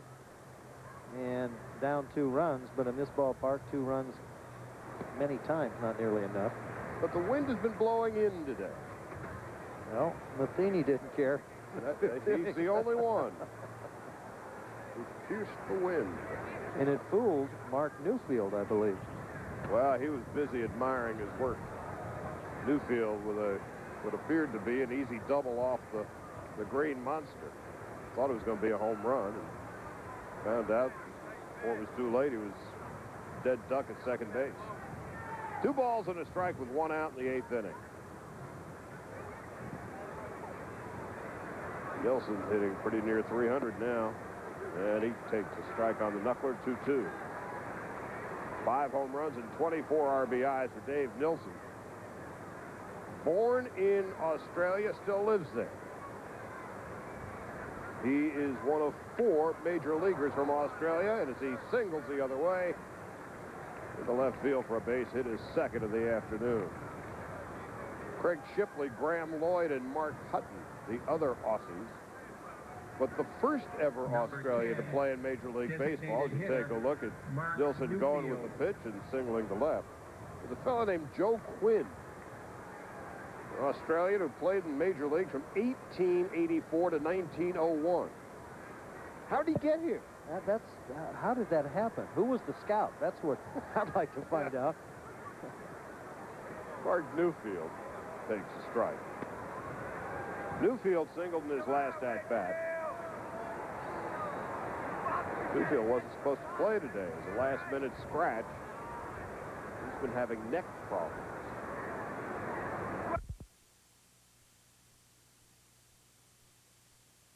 Shoulder problems superseded Newfield's neck problems. Jaha had 1 at-bat and sat it down, and then Newfield came in to pinch hit. Thus his appearance today, 1 for 2. Actually, that first strikeout was Jaha.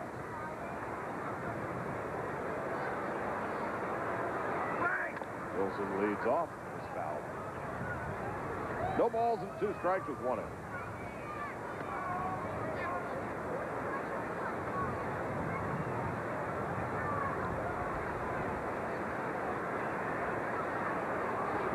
Newfield came over from San Diego. Oh, and they've got him picked off by a country mile. Hello. You try to time the pitcher, and that's what good base runners will do. In this case, it didn't look like a very good job, but when Wakefield comes set, you figure you've watched him come set a couple of times. You figure you have the countdown. Okay, he'll come set, go to the plate. Come set, go to the plate. That's why pitchers will step off and then at other times simply throw over. Tim Wakefield just put a A-game move. Fouled off and out of play. I guess you would call that maybe a 3-gigabyte move by Wakefield, not your standard one. So there's Nilsson trying to explain his way out of that one without much success, I imagine. Tim Wakefield, the 0-2 to Mark Newfield, who came over in the trade for Greg Vaughn last year. And Newfield goes down swinging to end the inning. It is still 2-0 as we head to the home half of the 8th. A couple of teams in desperate need of quality starts, and they've got them today. And Ben McDonald has just been too much for the Red Sox. 10 strikeouts, has yet to give up a base on balls, giving up but 2 hits. And Mike Matheny's home run in the 5th inning is all the offense that either team has managed to muster. The Red Sox part of the order has done virtually nothing. The 6, 7, and 8 hitters coming up in the bottom of the 8th, Tim Naring, Troy O'Leary, and John Valentin, and they haven't done much either. Naring has struck out and bounced to third. Third baseman, Tim Naring. Only Valentin and Jefferson are the only Red Sox who have not struck out at least once today. And the big hard-throwing right-hander from Louisiana, Ben McDonald. Up high for a ball. And that is the 77th pitch that Ben McDonald has thrown. 52 strikes so far.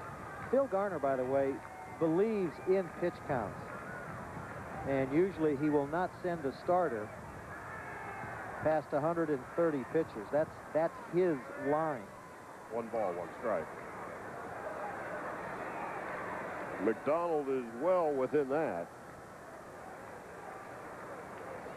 Ben McDonald still, before each start, eats a can of mustard sardines. Nobody wants to be near it. Swung on and missed, strike 2. So he's throwing some heat and some breath. At 3 o'clock straight up this afternoon, throughout Major League Baseball, we're going to take a break, a 1-minute break, to honor the veterans on this Memorial Day. That's coming right up. Outside for a ball. 2 balls and 2 strikes to Tim Naring in the bottom half of the 8th inning. Here's the 2-2. Swung on and missed, strike 3, the 11th strikeout for Ben McDonald. That will bring up Troy O'Leary. But a look at a pitch that's running right on that outside corner. Troy O'Leary.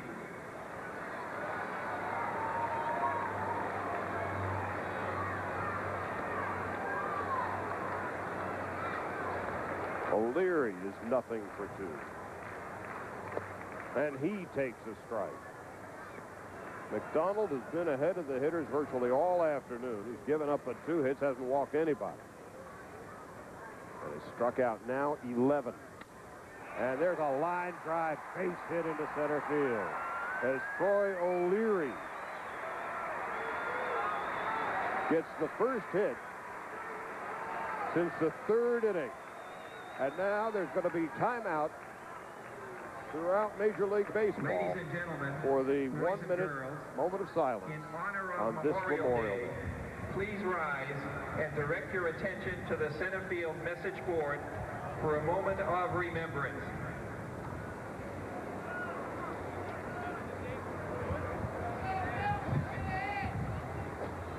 Beneath the banner, proud to remember, we honor on this Memorial Day those fallen heroes who paid the ultimate price for our freedom.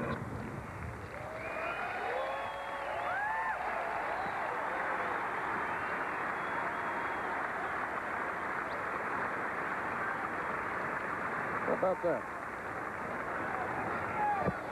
That was nice. Very nice touch. That was nice. You know, it was interesting. Before the game, a lot of the players were wondering, what are we going to stop for in the middle of the game? That was a very moving moment. 13, That was terrific. second baseman, John This place Valentin. was silent, and the ovation when it was over. And that was a baseball done good on that one, Jim. Well, it's about time they started doing something right. I guess you're right.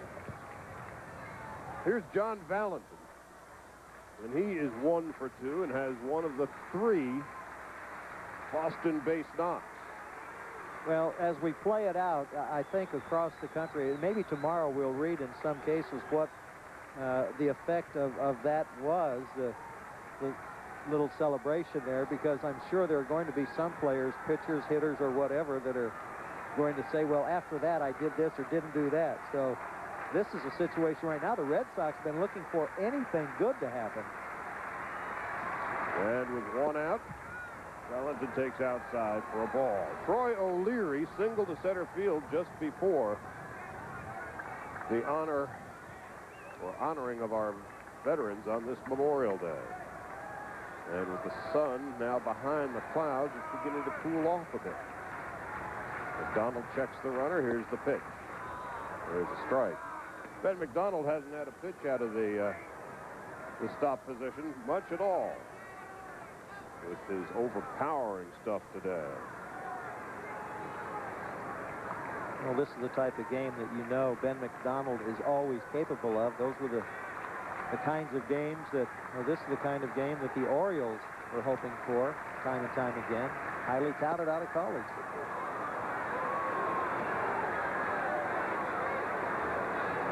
Yes, he was.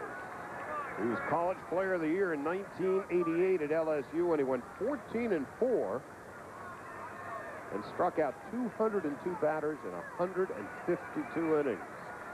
This is the kind of performance that everybody's been waiting for out of Ben McDonald. He's had some kinds of performances on occasion, but today has been a special one. Doug Jones, who is now the Brewers stopper, loosening up. What a job Doug Jones has done for Phil Garner. He has really been, as we talked about, the reason for Milwaukee where they are right now. Doug Jones has been a huge part of that. He came in to pick up the slack left by Mike Fetters. 2 balls and 2 strikes with 1 out. Inside, just missing. 3 balls and 2 strikes. Mike Matheny. Ball slipped out of his hand, throwing it back to McDonald. And Ben wants a new ball. As good as McDonald's control has been today, that pitch inside could set up the pitch, the next one away. 3 balls and 2 strikes. Does O'Leary go? Yes. The pitch. Base hit through the hole, vacated by the second baseman. O'Leary will go to third. Big turn for Valentin. First and third and 1 out.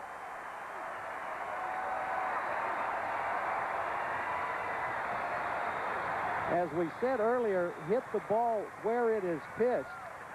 And with the second baseman covering, McDonald gets the pitch up and a little bit out over the plate, and it's easier for Valentin just to put the bat on the ball. Look at this pitch.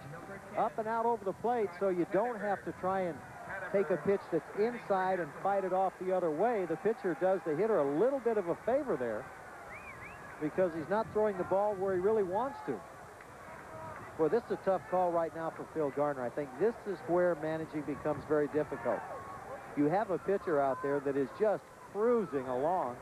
Now he gets himself into a little bit of a jam, but as I mentioned earlier, and the reason that I brought up the pitch count for Phil Garner, he believes that 130 for any starter is enough, no matter where he is in the game, and that's if your pitcher is struggling. Right now, McDonald has thrown 89 pitches, so you're talking about around 10, 11 pitches per inning, and that, boy, you talk about an easy way to go. That's top of the shelf. 58 strikes, 31 balls, and we have a pinch hitter. Scott Hatteberg, the left-handed catcher. Pinch hitting for Bill Hasselman, the right-handed catcher. That is a cherished commodity in Major League Baseball these days, a catcher who can hit left-handed. Yes, and McDonald is not really a double play type pitcher. They haven't turned a double play for him today. Of course, he struck out quite a few. Hatteberg hitting .292 with 2 home runs, 6 RBIs, and he takes a strike on the corner. 0-1.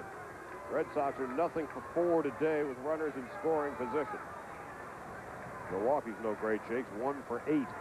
Thus the 2-0 game. The Red Sox, first time all game, they've had 2 hits in an inning. They have 4 on the day. Runners at first and third. Infield is a double play depth. Outfield pretty much straight away, shaded slightly toward right. There's a lot of room in the right field corner. But the Brewers don't figure that Hatteberg's going to get around on a McDonald fastball. First and third, 1-1 with 1 out. Just under the knees, ball 2. 2 balls and a strike. It's the first time all day the Red Sox fans here at Fenway are making some noise. But McDonald's had a way to keep them quiet. I think one of the reasons Phil Garner sticks with a pitcher being your #1 guy, it appears he's still throwing well enough. Here's the pitch. Strike 2. It's 2 balls and 2 strikes. Nomar Garcia-Parra on deck. That takes some guts. That was an off-speed pitch. It looked like a changeup. That was not the real good fastball that McDonald has. Hatteberg has not been a clutch hitter this year.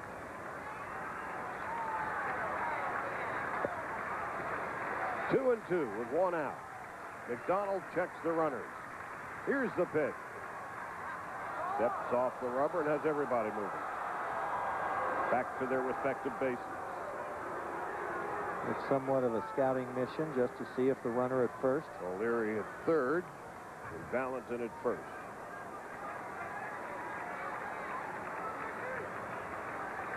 Big Ben. Inside and low, and a nice play by Matheny. Saved a run. 3 balls and 2 strikes. Now he has Valentin going. Yes. This is a great stop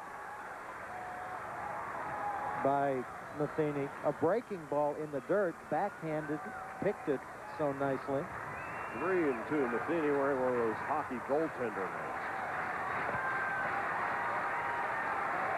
On the 3-2, Valentin does not go.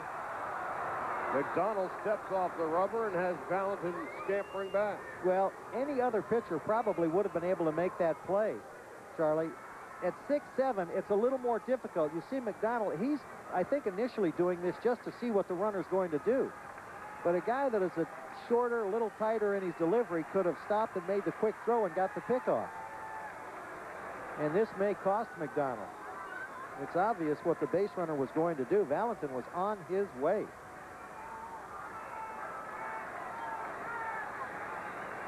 Three balls and 2 strikes. Neither team is blessed with speed. As Valentin leads off. And again, the same play, and again, nothing doing. Yeah, see, it won't work again.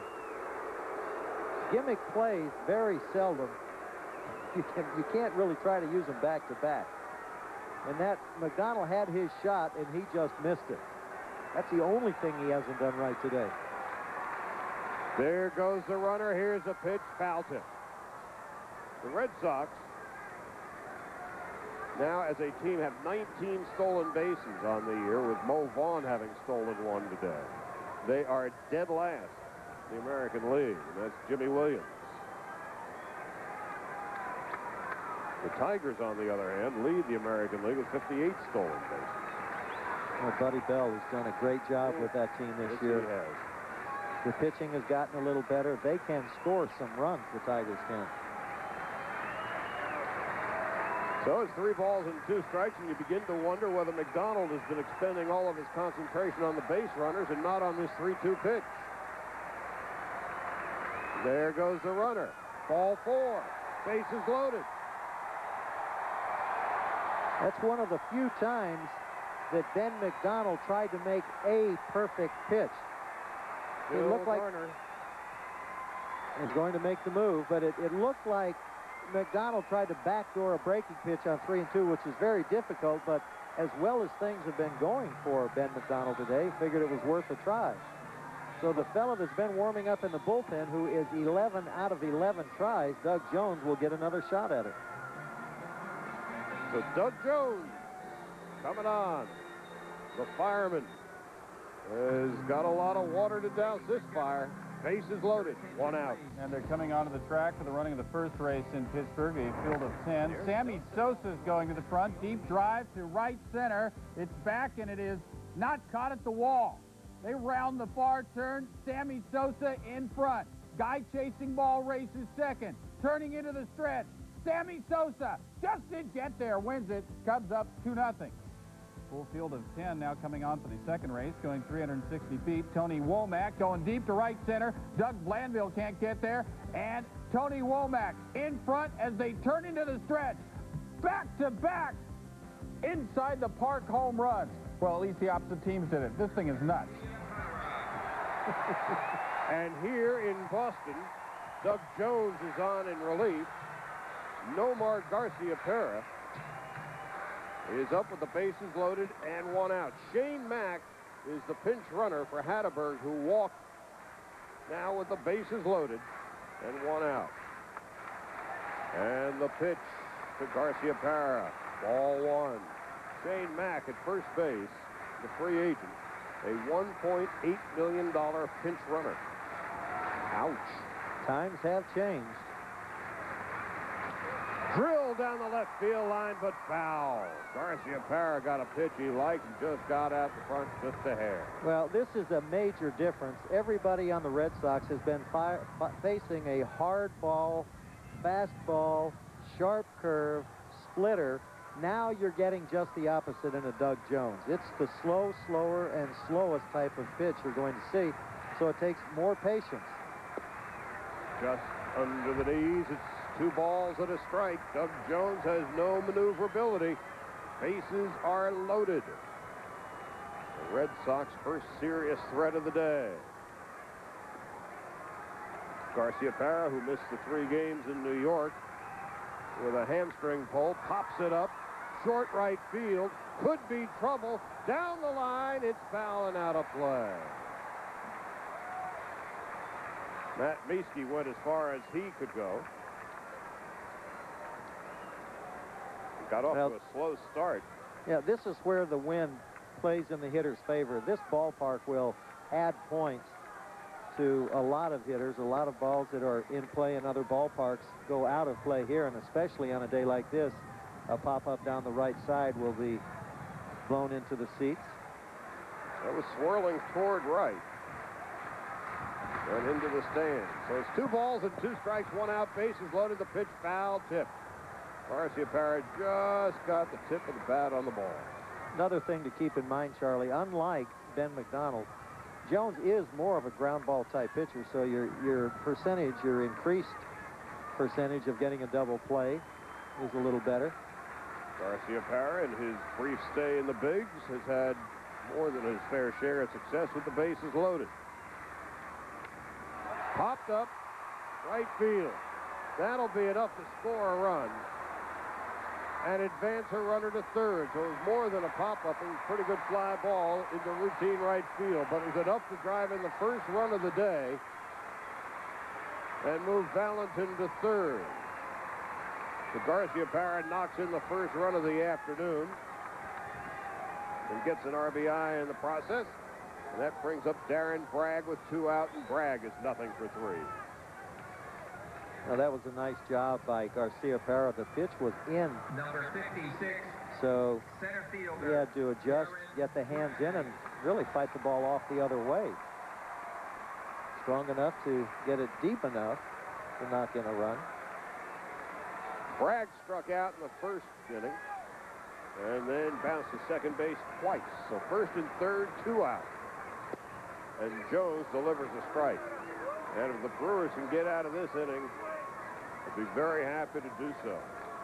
As bases loaded and 1 out, and now 2 gone, but a run is in. Valentin leading off third, Mack off first.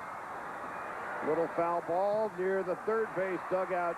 Cirillo with a brilliant try, just couldn't quite reach it. So it's 0-2. Quick look to see how much room Cirillo has and makes a nice try. Well, that's a little wear and tear on your body. And he was heading right to that point there. Discretion appeared to be the better part of valor for Cirillo.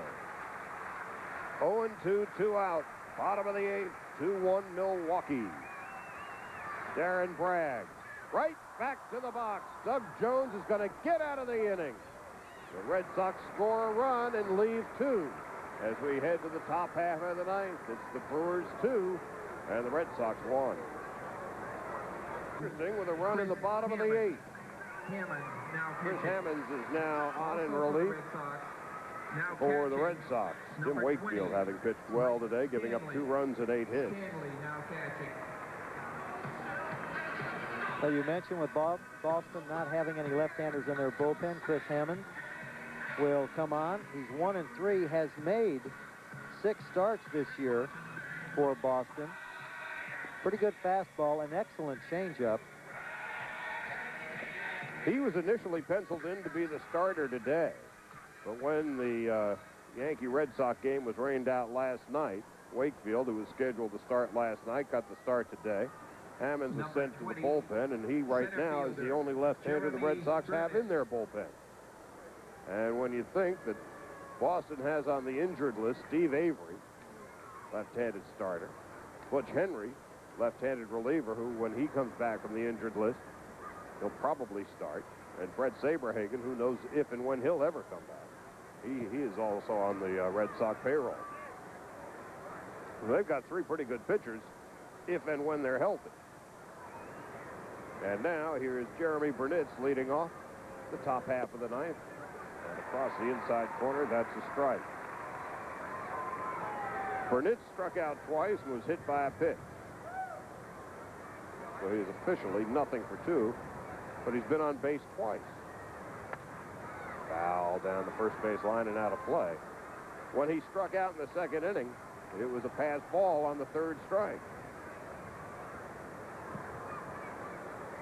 Jim Corsi is loosening up in the bullpen for the Red Sox now. Just in case. And Burnitz strikes out, so Hammonds gets his first man. Eighth time a Brewer has gone down. This is the breaking ball, and that basically is what Hammonds used. I mentioned the fastball and changeup, but for the most part, used Uncle Charlie on Jeremy Burnitz.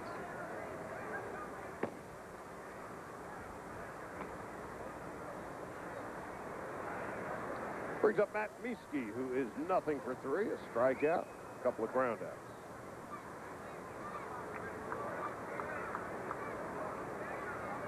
Mieske still hitting a most respectable .327. Hammond came up in the Cincinnati organization. Career record of 43 wins, 49 losses, and an ERA of 4.39. Foul back and out of play. Spent 4 seasons with the Marlins and hooked on with the Red Sox.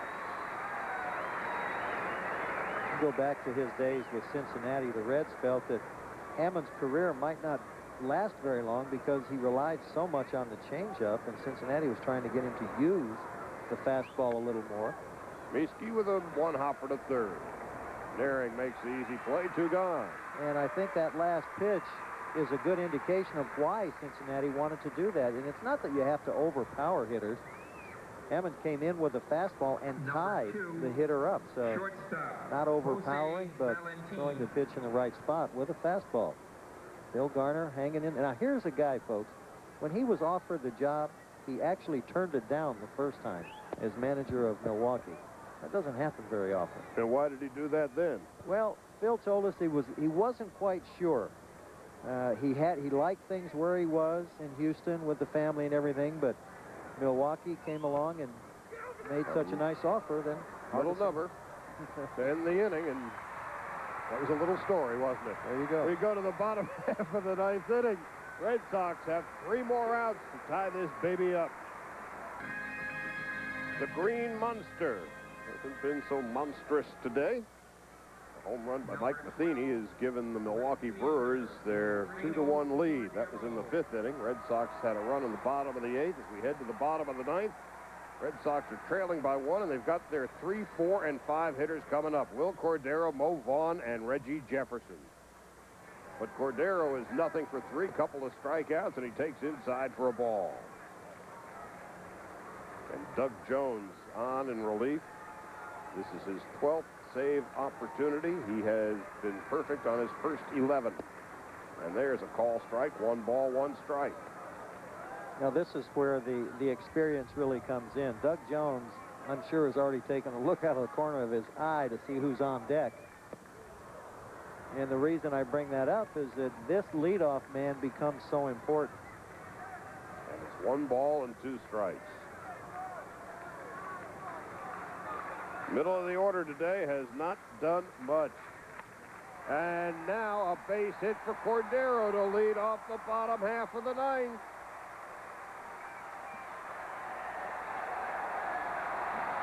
Two strikes in the hole, and he gets a base hit. And here's Mo Vaughn. What an at-bat for Cordero. Not a good swing before the base hit. Then Doug Jones comes back, tries to get the pitch in again. Got it up a little bit, so Cordero does a nice job hitting it up the middle, and Mo Vaughn Boy, can he turn this crowd around and his ball club around with one swing of the bat. If it was almost anybody else in baseball, he'd be sacrificing. But not Mo Vaughn. Nothing in one. I think we'd have to go back in the record book quite a distance to see the last time. I wonder if he's ever attempted a sacrifice bunt. Like in his life. I doubt it. Maybe in the minor leagues. The 0-1 inside, 1 ball, 1 strike. Well, the outfield deep. You try to cut across and cut off anything that could be an extra base hit. A single surely sends Cordero to third. An extra base hit might score him.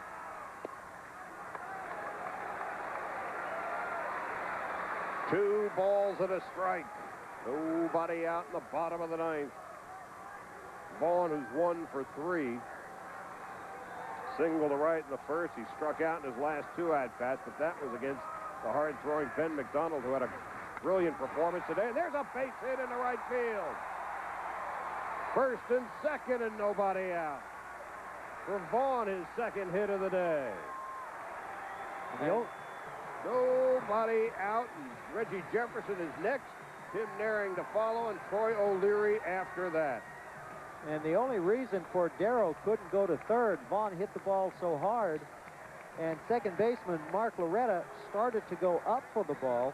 That froze Cordero. So he got a late break off of first base. So Jeff Fry is on to run for Mo Vaughn. So Vaughn ends the day 2 for 4. Designated hitter, Reggie Jefferson. The veteran journeyman Jeff Fry, who was playing some second base when Valentin was out hurt with the wrist, now pinch running. And Jefferson, who's nothing for 3. Takes up high, ball 1. Doug Jones on the year is 3-0 and has 11 saves and 11 save opportunities. This is his 12th, and he has himself quite a little situation from which he must dig deep. Jefferson rips it foul down the right field line. The Sox on the day, nothing for 5 with runners in scoring position. They did get a sac fly to drive in their only run of the game as Phil Garner takes a look, see who's available for Jimmy Williams. The mustachioed Doug Jones pitching to Reggie Jefferson. Just inside. 2 balls and a strike.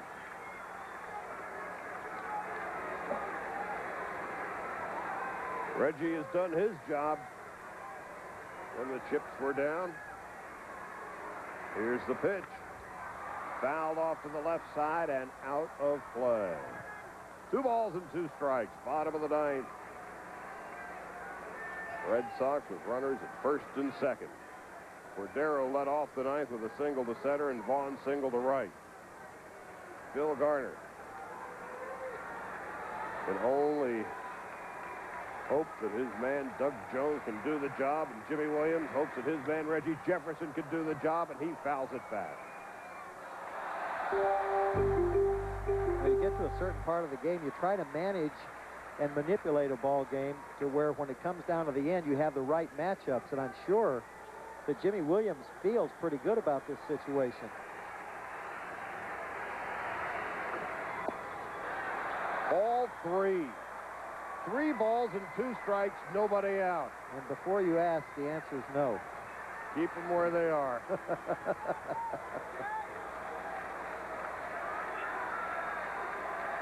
Too many rally killers when you see men run 3-2, nobody out. Especially Reggie Jefferson, who has bounced now to first base. That'll advance the runners to second and third.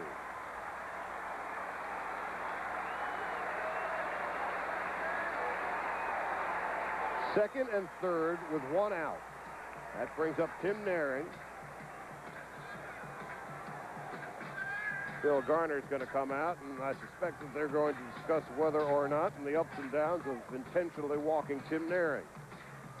And then Troy O'Leary on deck and John Valentin to follow.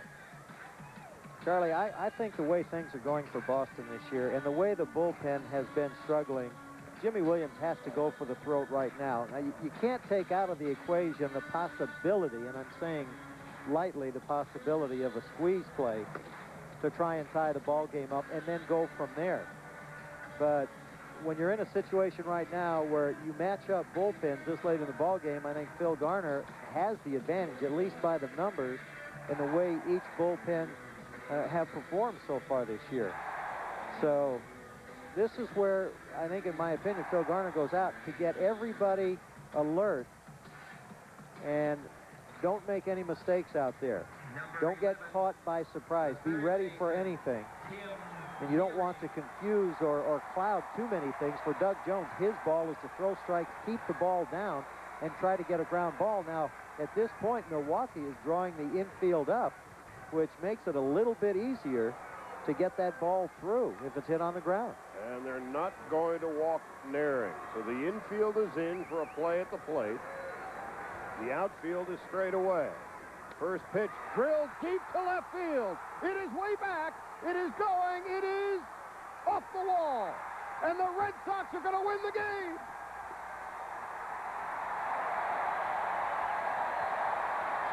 Tim Naring doubles in two in the bottom half of the ninth inning. And the Red Sox with a run in the bottom of the eighth and two in the bottom of the ninth come back and beat the Brewers 3-2. The first blown save of the season for Doug Jones. The Red Sox come from behind and win it 3-2 as Tim Naring, with a double off the Green Monster, gets the congratulations from Mo Vaughn. Boston has been looking for anything to turn them around, and they had the feeling today. In fact, it was Valentin that said maybe we'll get on a roll, and anything at all. It looked like they had the ball, the game lost, but you never give up. You keep battling. They did it, and they pulled one out. Well, the Red Sox come from behind and beat Milwaukee 3-2. This has been a presentation of ESPN, the worldwide leader in sports. So for Jim Rooker, I'm Charlie Steiner saying goodbye from Fenway Park in Boston. Some ninth inning heroics provided by Tim Naring. Red Sox win it 3-2.